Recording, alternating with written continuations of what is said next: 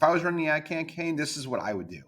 I would hire Sydney Sweeney and have her wear those jeans and just have her keep eating until she no longer fit them.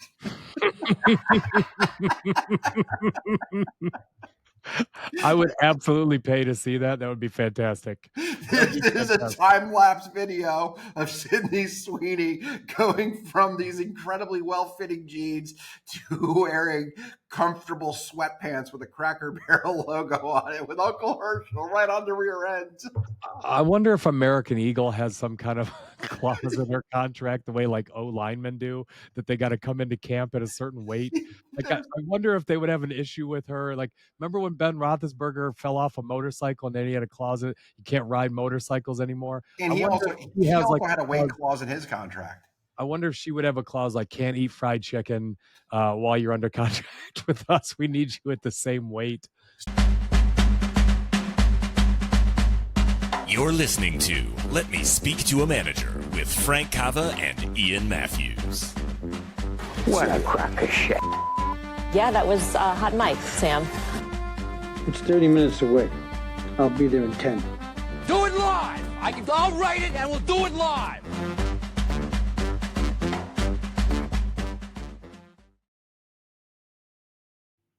Frankie! Ian, you son of a bitch. Frankie, I'm going to call you Uncle Herschel from now on because he's a pretty popular guy in this country. Ian, I'll just continue to refer to you as the cracker. We did do some research on crackers, as you've seen for the title, as Frank has some interesting information. But I'm going to start by asking you, Frank, when you go to Cracker Barrel, what is your go-to meal? Honestly, I can't remember the last time I ate there. What?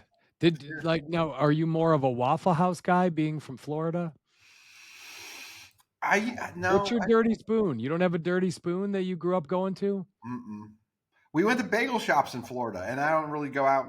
That's not my indulgence. Clearly, I know how to eat, but I don't blow my wad early. And everybody's all like raving about like First Watch, average. Well, mine is the Uncle Herschel's favorite. 2 farm fresh eggs, choice of breakfast meat, which is always bacon, and 2 sides with biscuits and gravy. So that is my go-to for breakfast. If I'm there for lunch, it's going to be the fried chicken with gravy. I find it delicious. I also don't go too often. I don't even know where one is in Northern Virginia. You probably do. You scoured every inch of this land, but used to go to them quite frequently when I went to Purdue because they were all over Indiana. Cracker Barrels were quite popular. So Cracker Barrel started in 1969, and it was actually started by a Shell executive named Dan Evans, spelled differently than you might think. And the reason he started it, do you have any ideas? No. He wanted to sell more gas. So he decided somewhere in Lebanon, Tennessee, to start this concept. The logo that is in the news is actually their second official logo. They had a different logo before. And the whole goal was, he was a Shell executive. They wanted to sell more gas. So they made it like a country store. And the way the country store works is the front of every restaurant has a front porch.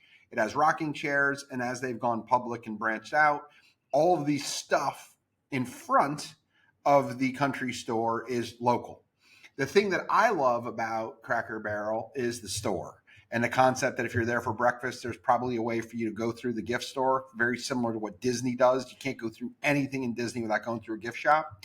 And our good buddy, Tim McHenry, he owns a restaurant where I compare it to Cracker Barrel in the best way humanly possible. He has a captive audience going to eat food and drink wine, and they walk through a store, not a country store, a very refined store, but it feels similar in some ways to the way that Cracker Barrel set their business up, because a lot of what people do when they see there is they walk through and they see all the memorabilia and all the stuff. They go and have a great meal, they drink good wine, and they, on the way out, they have a membership that they buy wine. So I love that part of the parallel. So fair to say, like the first couple hundred restaurants were always next to a gas station? That's almost why all of them. Yep. Between 1969 and 1980, they went public in 80. That's when that whole thing happened. Uncle Herschel was introduced, the man who was erased for 8 days, or roughly there. He was introduced in 1977. Okay. So, like most restaurants, other than our good friend Tim, who is clearly having no problems because he's a fantastic operator, but most restaurants, if you look in the news lately and you're paying attention to financials, Chipotle, McDonald's has been flat, Chipotle way down, Cava, Greek place, their stock equity is down. People are dining out less. I think DoorDash has something to do with that. But ever since COVID, most restaurants are struggling to sort of find their mojo. And Cracker Barrel, to give you just run the trend a little bit here. So 2021, Cracker Barrel did 2.8 billion in revenue. Then it was 3.3 billion, not bad, up 15%. But then in 2023, they went from 3.27 to 3.42, 4%. And in 24, they were flat. So they've gone from mid to high teens growth to flat, which obviously that's got the board of directors in a panic, that's got investors in a panic. And dating back a little bit, the stock has been kind of trash for a while, and it's a lot of that has to do with earnings aren't growing, and it's kind of a stale company right now. I don't know if it's a stale brand, but uh, people aren't dining there as much. The same store sales aren't as good, and they're not opening as many restaurants. So Cracker Barrel came out and kind of launched their big initiative, their big transformation, which was going to be in the range of 600 to 700 million dollars, some strategic transformation they were planning on. And they started this in 2024 and started announcing, hey, listen, we're gonna modernize our brand. We're gonna try to. The whole goal is we want to attract young, right? Young is obviously powerful in any kind of consumer business. I don't really think young when I think Cracker Barrel for sure. I know Frank doesn't visit there, but the times that I've been there, I'm not one of the oldest people there. Usually it's usually an older crowd for sure. So they wanted to update their menu. They're looking to remodel their stores. So all this stuff starts coming out, that they're starting some of this. And they started kind of user testing a little bit. What do people think of the new look stores? What do they look at the color schemes, those things? But the actual new logo didn't get rolled out until August 21st. And they rolled out this new logo, and it was a firestorm. So I found out about it on Twitter, X, another disaster of a rebrand there. I was thinking the same thing. It was panned, and it was panned hard. It's probably the most aggressive backlash I've seen since Bud Light ran their woke campaign that we talked about in a previous episode. But people went off, and I think there's a good reason why they went off, Frankie. Here, I'm going to share my screen just to see what this logo looks like. So you kind of see the old logo. It's got, a kind of a farmer leaning against a barrel, and that farmer is Uncle Herschel. And for me, it's iconic because that's the only logo I ever saw. You're saying that there was a logo prior to the 70s, but I've only been seeing Cracker Barrel logos since the 80s, really. So it's the only logo I've ever seen. But the new logo, the thing that had me scratching my head is I don't know how much money they spent thinking through this. It's the same color, but it looks like something I could have made on PowerPoint, and not something I could have made on PowerPoint over a period of weeks, something I could have made in 2 minutes. If you'd have told me make a new logo, it is so, I don't even know what to say about it other than it's just thoughtless. It evokes zero emotion. It is almost lazy, the new logo, but it just makes you think, what's the point? So I think the point is this. So a few things. First, half-assed internet research at work here, Ian. A cracker is actually a term, a derogatory term that came about. A cracker is a term of contempt for poor or mean white people, particularly of Georgia and Florida. It's always some Florida man. Always a Florida man. It dates back to the American Revolution, is derived from cracked corn, which is their staple food of poor people in the late 1800s. Jimmy So, crack corn, and I don't care. exactly.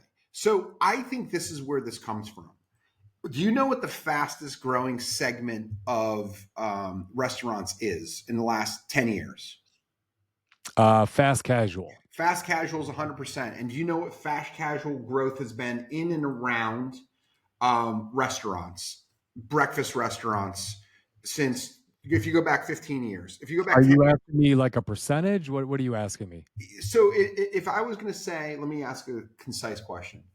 Over the past 10 years, there's clearly one anomaly in there, because there's huge growth in 21, but there's a huge drop in 20 because people didn't dine out. So on average, are sales going up or down in fast casual breakfast? I'm going to guess up. Significantly so.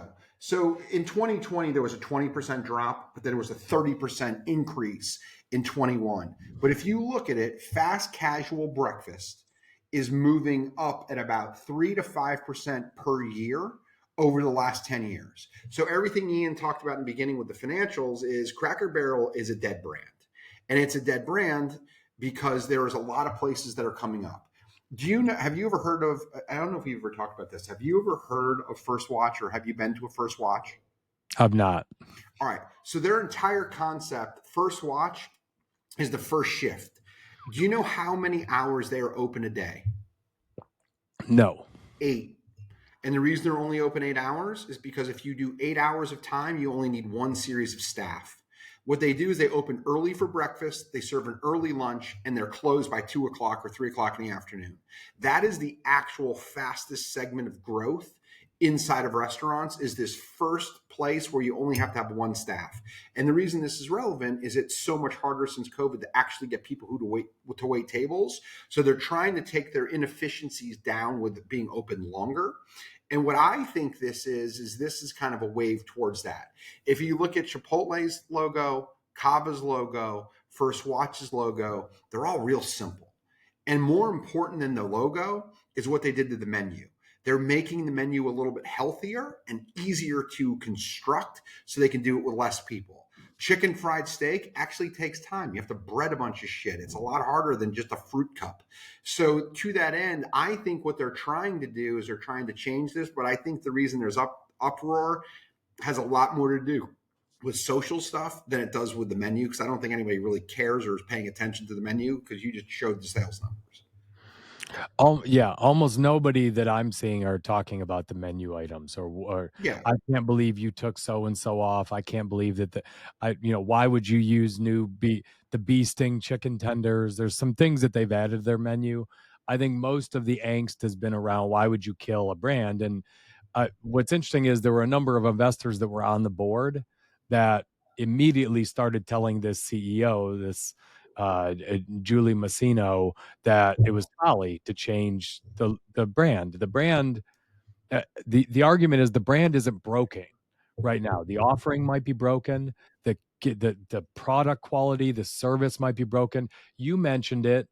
It's, I don't know, if you go into a Cracker Barrel, it's sort of confusing. There's this huge store in the front with lots of little trinkets and bullshit tchotchkes that you can buy, and it's like, what was the point of all this? I think it's a little confusing the way it's run, what it looks like.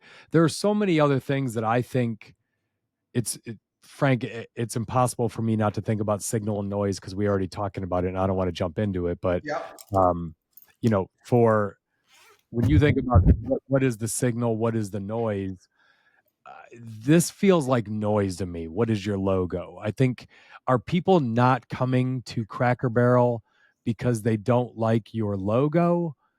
Are they going to, or will this attract new people because this logo is modern and sexy? I don't think that has anything to do with the problems that the restaurant industry is facing, or the problems that Cracker Barrel specifically is up against. I couldn't agree with you more on it. I think it's a symptom cause type of a thing. What this is broader. So it is 80 years since the last World War ended. And it has been kind of easy street in America for a long time. We've had a series of bad recessions, but that's about it. We haven't had a bad recession since '08, which is most people don't remember it. Like if you're under the age of 35, you were in high school. Like we as a country, it's been insanely easy. And nowadays, like there's uproar around that we talked about a few weeks ago, the Sydney Sweeney thing with the jeans. We are such a fragile culture and we have so little to actually do that this is real.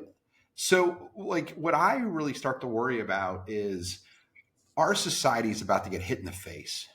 And I think because people spend so much time on things that are absolutely freaking meaningless. Next week, we're going to do an episode on signal and noise. And we're going to talk about, Ian and I spent a lot of time on it already today. But what we're going to talk about is what you focus on. I think people get all wound up over garbage and they spend so much time on because they don't have anything else really to spend time on. And that's what we've spun ourselves into. The other side I look at it is this: if someone could take a time machine from 1945 to today, we just beat the Germans, we just won World War II, to today. Like, are you fucking kidding with the lack of problems we actually have and how soft and sensitive we've gotten? It's absurd. Like our grandfathers are rolling over in their graves of the bullshit that we now think is newsworthy. When I think of rebranding and modernizing, I feel like you see people do this all the time where they come out and they try to put on a different face. Most really rich people do this at some point. You know, you ever see some of the quotes that are attributed to Steve Jobs and you read it and you're like, huh, I read his book. That doesn't sound like something. Like there's a famous quote that gets around the internet, which, you know, it's got to be true because it's on the internet, I guess. It's always attributed to Jobs. It's like, I don't hire smart people and tell them what to do. I hire smart people so they can come in and tell me what to do. Which is horseshit if you know who Steve Jobs is. You're like, I read your book. Like, you're the biggest prick of all, like micromanager of all. You never managed anyone that way. And there's like this like softening of people. Like Carnegie did it. I was going to bring up Carnegie immediately, right? Carnegie was the biggest prick on the planet. Even running steel mills. He had killed tens of thousands of people with the Johnstown flood, and he's just looking for, like, he doesn't want to be remembered as the guy that killed all these people because he was running a shoddy shop. He wants Rockefeller, Henry Ford, all of them did the same shit, right? They went and they bought a bunch of universities and put their names on hospitals, and they donated a lot of their money, but to get that money, they crushed a lot of people. So I sort of understand why they would want to rebrand, because they're like, Ty Cobb probably should have tried to rebrand at some point, right? He was a prick. He probably should have tried something at the end. I'll give you an example where Ty Cobb wanted to play, but we didn't. None of us liked him when he was alive, so we told him to stick it. Like, do you remember when Anderson Consulting? Yes, they were the consulting. 100%. They were the finance consulting firm for Enron. Not a great look, right? And WorldCom, I think both of them they were. And so Anderson was enmeshed in this awful scandal where they were signing off on the books that were clearly cooked. And for Anderson to survive, they had to do something, because Anderson's name was every bit as bad as Enron. So they went to Accenture. They went to Accenture. The important thing with Accenture, if you remember this, Enron broke at the end of '01. They rebranded in the beginning of '01. So maybe they knew something was coming, or they were just smart, but they rebranded in a timely way. And Accenture still exists, and Arthur Anderson is long since gone. Yeah. You think about Bear Stearns. Yep. Brand was hurt way too much. All their assets stuck around, but they just got rid of the brand because it was a bad brand. WAMU, Countrywide, all the assets of those businesses were purchased. Yep. They were purchased by Bank of America. They were purchased by other businesses. And in doing so, they eradicated the name because the name was just so poisonous. But in this case, the silliness of this, there was nothing wrong with Cracker Barrel's brand, its name, any of that. the industry's just a little stale. They had so many other things they needed to focus on: their kitchen, the store, the simplicity of it, the experience people had. They went and focused on this. And so what ended up happening, Frank, they rolled this thing out. This is and I think this is the beauty of it would be fascinating to go back and see what the timeline was on New Coke. We're going to get to that in a second. But they rolled this out on the 21st. Today is the 27th. They have already rolled it all completely back. It was such backlash, and their stock dropped so nasty. $100 million. $100 million just gone, poof, gone like that. And then they put out a letter. And in the letter, it didn't even make a lot of sense. They kind of were trying to stick with it a little bit. And they were trying to say that the feedback has been overwhelmingly positive, even though that's complete bullshit. The stock had dropped 15% already. And so they came out with this public statement. They're like, hey, if the last few days have shown us anything, it's how much you care about Cracker Barrel, right? This is probably written by the same, this is probably written by the same dipshit that made this stupid PowerPoint logo that they came out with. We got to do a better job. And at the end of the day, our promise is simple, but they didn't say anything about the logo, that they're going to do anything. Stock keeps dropping. They come out and say, hey, we thank you for sharing your voices. We said we would listen, and we have. Our new logo is going back to our old time logo. So in 6 days and $100 million lost on one decision, they went from here's our logo, and so they're not getting that money back. All that money they spent on putting those logos up on all those restaurants, all the money they spent on repainting everything and putting on all those menus, poof, it's all gone. And it all happened in 6 days of just lazy corporate thinking, really. And also just not reading the room. Not like this to me, I feel like it's not nearly as intense around cultural piece of it, but this is another one of those.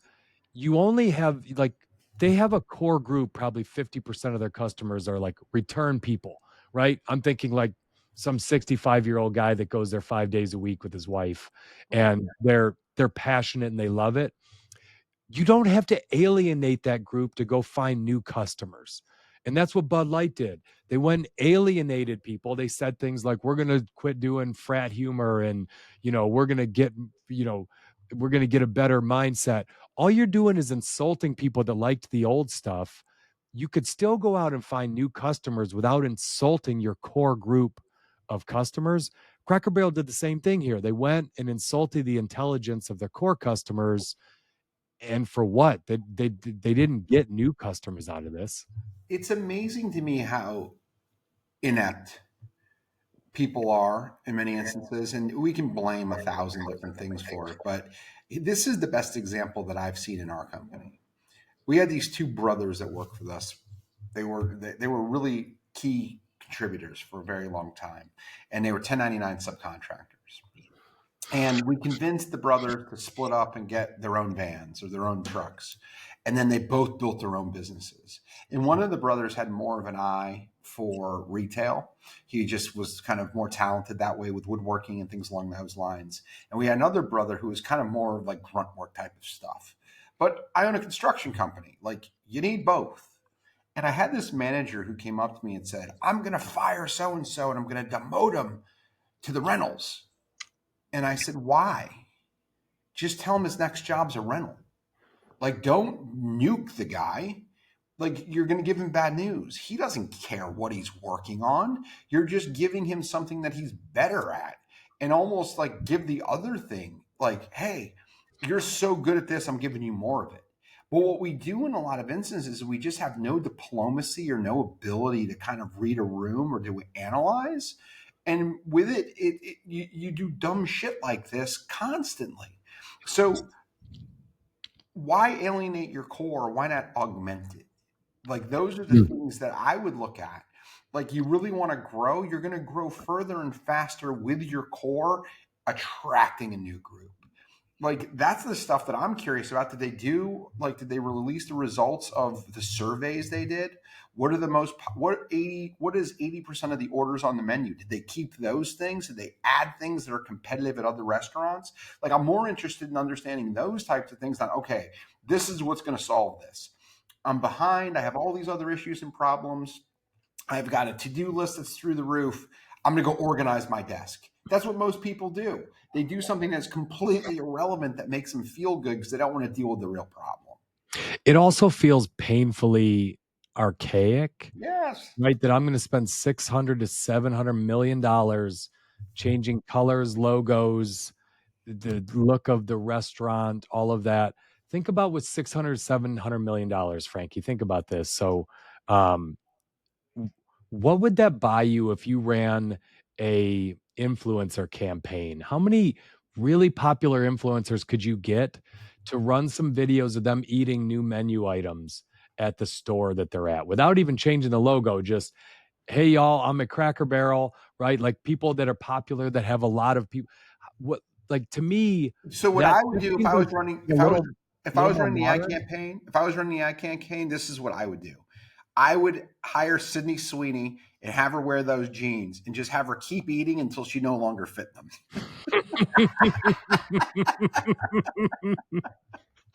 I would absolutely pay to see that. That would be fantastic. That would This be is a fantastic. time-lapse video of Sydney Sweeney going from these incredibly well-fitting jeans to wearing comfortable sweatpants with a Cracker Barrel logo on it with Uncle Herschel right on the rear end. I wonder if American Eagle has some kind of clause in their contract, the way like O linemen do, that they got to come into camp at a certain weight. Like, I wonder if they would have an issue with her. Like, remember when Ben Roethlisberger fell off a motorcycle and then he had a clause that you can't ride motorcycles anymore? And I he wonder also if he he has like also had a a weight clause. clause in his contract. I wonder if she would have a clause like can't eat fried chicken while you're under contract with us. We need you at the same weight. So speaking of people who understand social media and brand, I think the cultural phenomenon that we have right now in America is Donald Trump, our president. Like, speak of a guy who, how the hell did he end up there twice? This is what he said. First, he weighed in because this is what he does. He thought they should go back to the old logo. But this was the more important thing he said. Cracker Barrel just got $1 billion worth of free publicity if they play their cards right. Very tricky to do, but a great opportunity. He's somebody who wouldn't screw it up. But the dipshits that just did this logo thing are probably going to screw this up. They're not sophisticated enough. But it's funny you bring up Trump because this is one of those things that very few things in our society today, Frank, get agreement from Democrats and Republicans. So Trump panned it, but Gavin Newsom's office in California came out and said it looks like cheap Velveeta cheese. It was such a bad move Yes. that it brought two different political parties together in agreement, and that is really hard to find. Speaking of a rebrand, right? So, like, I think Gavin Newsom's doing a complete rebrand. Not what we were going to talk about today, but if you look at him, he's becoming Trumpian in what he says. He's using similar language. He's looking at what's working right now and he's modeling it. Do I believe it to be sincere? No, I do not. He has a podcast, but if you look at his tweets or his X's or whatever the hell you call it nowadays, speaking of crappy rebrands, his tweets sound a lot like Trump tweets because Trump's tweets are captivating to. So what I think Cracker Barrel got wrong is they lost sight of who it is that is their core customer. And they really didn't pay attention to what was important to their core customer and grow that base. They did the opposite, but it's the reason they're a dead brand and they're going backwards in a segment that's growing. They're just poorly run. It's just to me, it's you might as well just run a TV campaign on Saturday morning cartoons. Like you're going back to the 80s with this move. Yeah, Have you ever heard of Raisin Cane's of chicken course. tender? Okay, so my kids are crazy about it. Yeah. They love it, and we don't have one that close to us. The one closest to us, it's like 25 minutes away, and we can't DoorDash it, so I have to drive my kids there, which is few and far between places anymore. And it's mostly like a chicken finger and French fry joint, right? All it really is chicken fingers and fries. That's kind of all they have there. But yeah, the reason my kids love it, they found out about it on TikTok. They were dying when one came to our area, they knew about when it was coming, when the date was, and they could not wait for me to take them.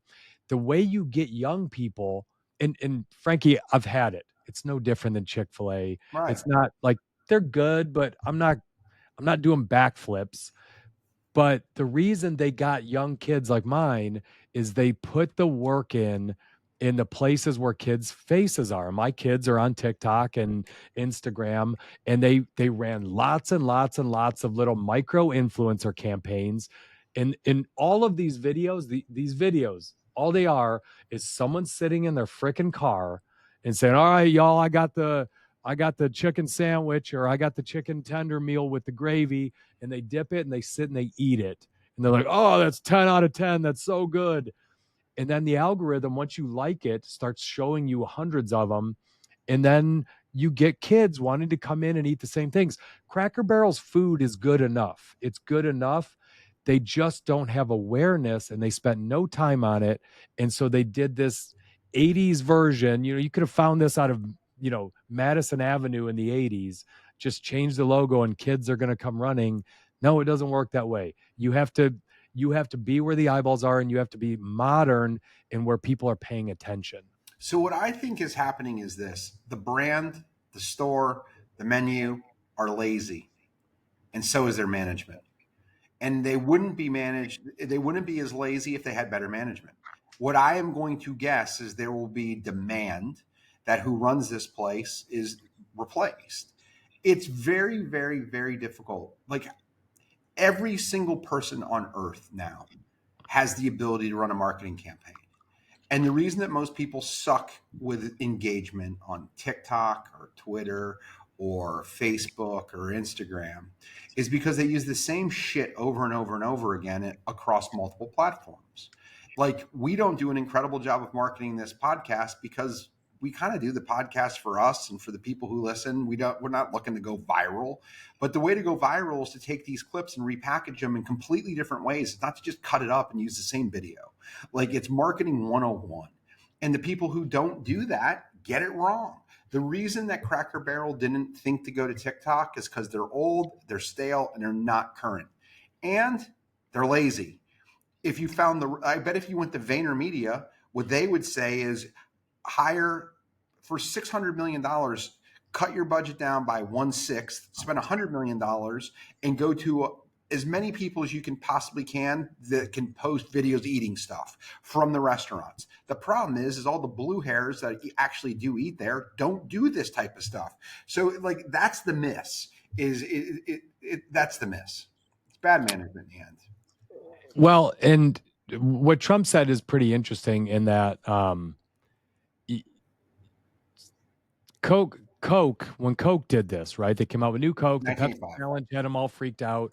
They ran out new Coke. People hated it. They didn't respond as fast because they didn't have social media to get the Right. data as fast. Right. But then they rolled out Classic Coke, and it ended up making them a fortune. It ended up, people missed it. They wanted the nostalgia. And so I think part of what Trump is talking about is accurate when you look at that.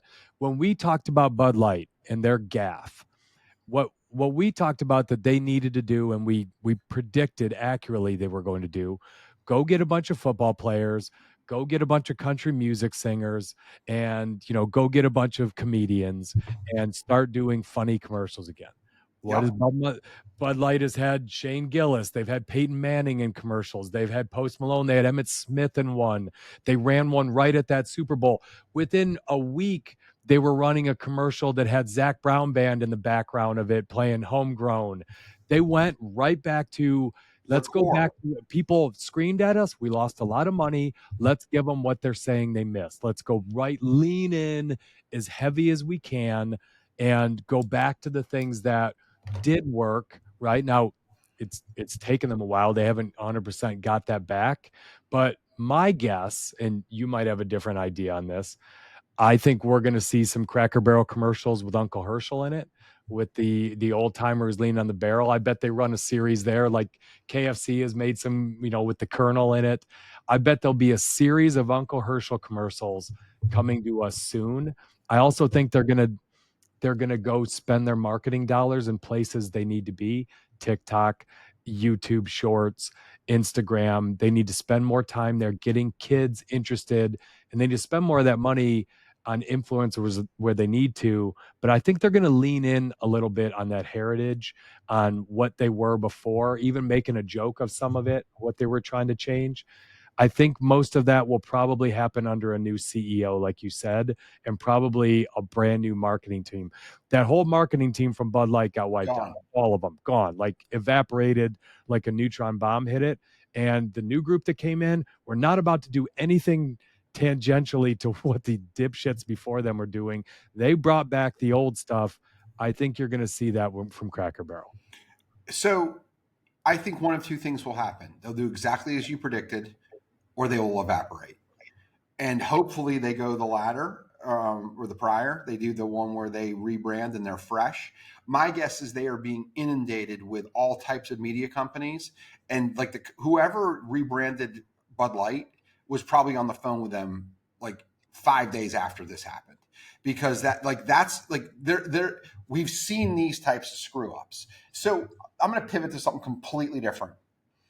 The reason that I don't think he gives a shit and he's not going to rebrand it is because of just, he doesn't have to, and stubbornness. But under every single scenario, they should rebrand X back to Twitter. Like, no one even has a name for it. But people still say Twitter. They ignored the X. No one wants to say X. It's dumb. 100%. However, the guy who owns it is the richest person on the planet besides Vladimir Putin. And he doesn't care.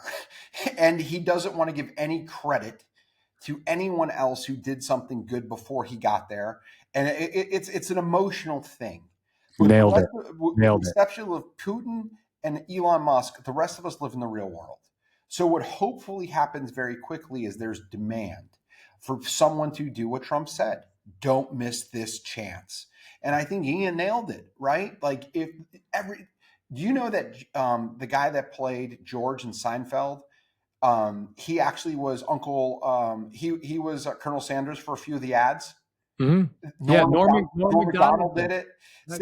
They made it fun, and they took a brand that isn't even branded as chicken anymore. It can't even be called chicken because it's got so much crap in it, and they made it relevant. And it's kind of like, I don't eat there. Who doesn't root for it? Like, you think it's fun because it's part of American nostalgia.